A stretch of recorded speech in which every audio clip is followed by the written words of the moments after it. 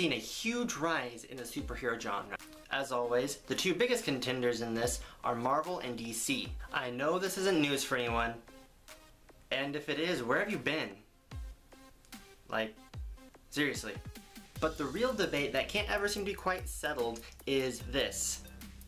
Which one's better? I know Rotten Tomatoes says one thing, but I'm constantly hearing differing opinions. Now, I can't really settle this debate for everyone, and if I had the power to settle debates, I would focus on some much bigger problems than this to start out. But I can shed some light onto why I think Marvel is killing it and DC is struggling to keep up. These are the reasons that I love the Marvel Cinematic Universe, and I can't really connect with DC's extended universe so far. To be fair, it did take several movies for Marvel to capture my full attention, and DC has yet to release the same amount of films, and I haven't seen Suicide Squad. But it's not the amount of content so much as the quality of the content that has me rooting for Marvel hands down. From the beginning, the MCU has very expertly woven character dynamics and personalities and backstory into their plots. In fact, I would even say that Marvel's films are as much character-driven as they are plot-driven, and maybe in some cases, even more character-driven than plot-driven. And it's the way I can connect and feel for these characters that makes Marvel the amazing universe that it is. I'm not a huge Iron Man fan, I know, major sin, but I can appreciate the films.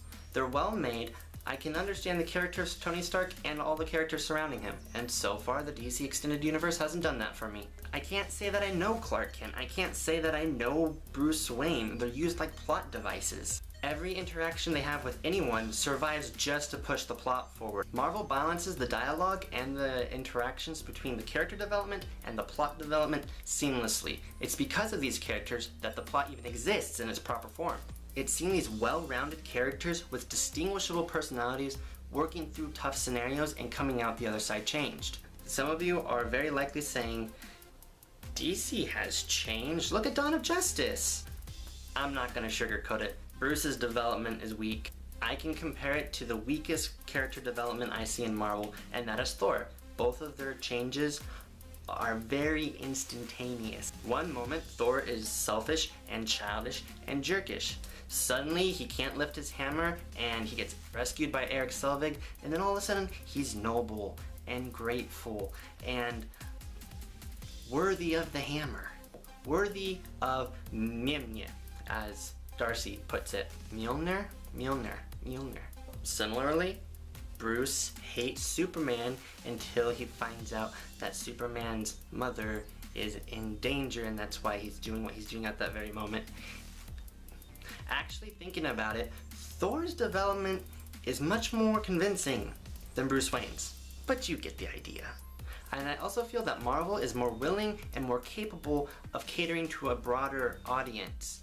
Yes, it is because of the comic book fan base that these movies have made it to where they are today, but I have no history in comic books. These work very well as standalone films, and I can enjoy them for what they are. I have no trouble rooting for these characters, connecting with them, and understanding what's going on. DC has just made it much more difficult for me.